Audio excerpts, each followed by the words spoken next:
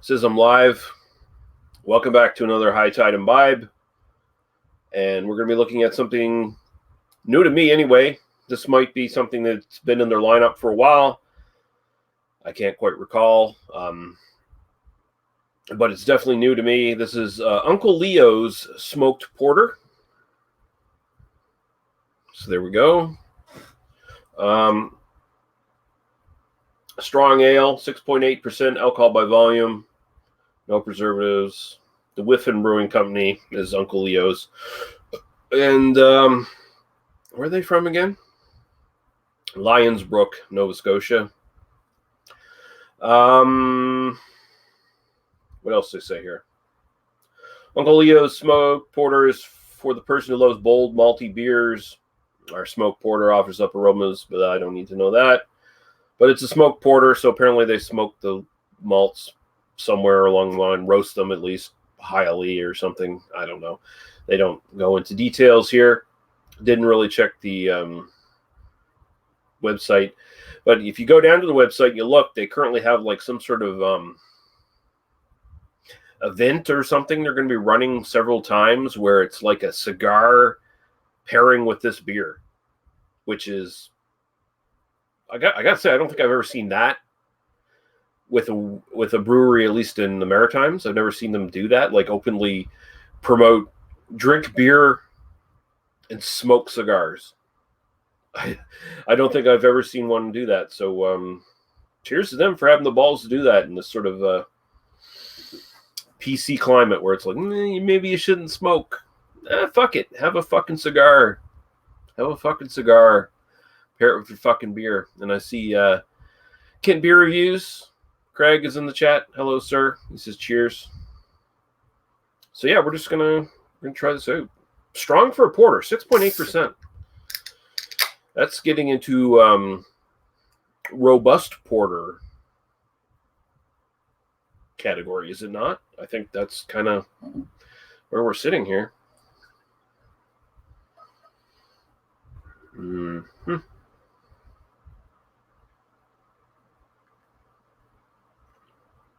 All right.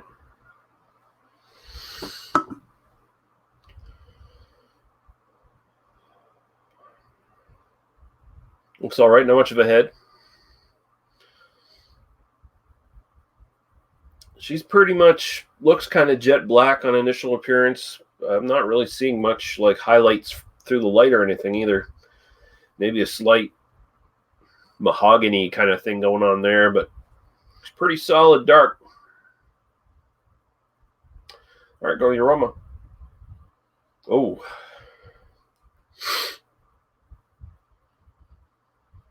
That's certainly smoky.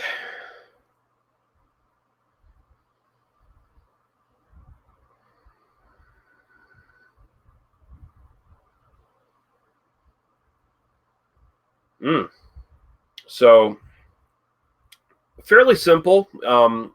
Very much dominated by the actual sort of smokiness here, which is sort of, it's not quite smoked meats, but it's approaching that somewhat. Like it's got a kind of a almost briny smokiness to it. It's kind of got like a salty smokiness to it. And I'm getting like just very small hints in the background of like kind of a coffee roast as well.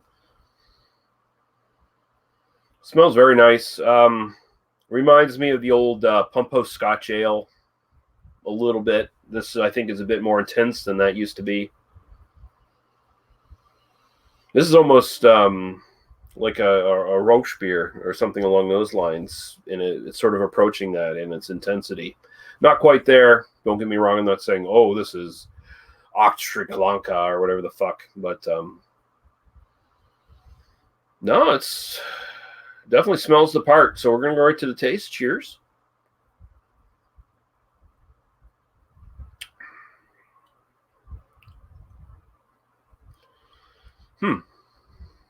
Oh, very meaty smokiness in the actual taste.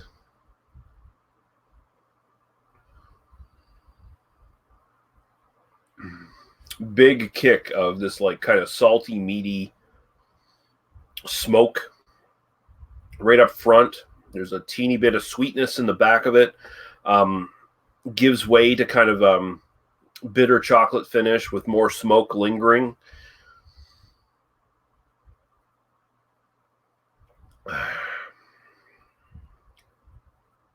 Not a lot of body to it. It's kind of like upper light bodied.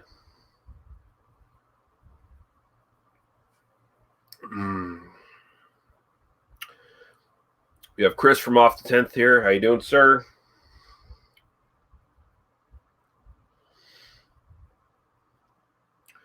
Man, that the smokiness is mixing kind of with the kind of coffee roast in a weird way. I just got like this smoked meat character, like on the top of my mouth now, like on the roof of my mouth.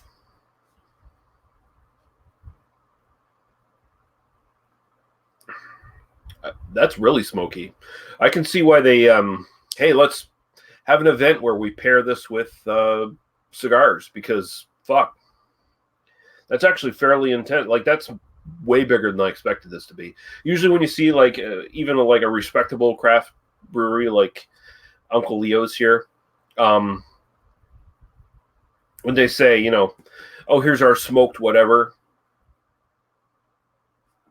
usually it's just a little bit, just a little smidge, just a little touch of smoke, because you don't want to scare off the normies or anything like that. But this is definitely not a beer for people who are uninitiated in smoked beers. This is actually fairly intense.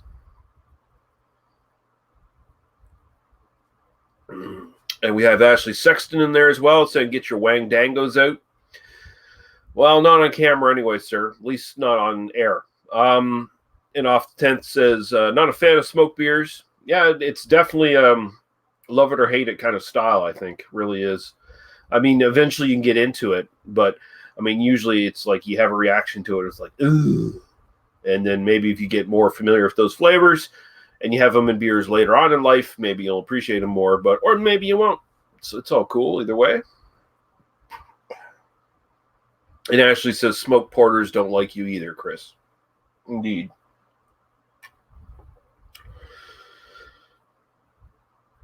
Yeah, this is very simple. The smokiness really dominates. Again, it's a very kind of meaty, salty kind of smokiness.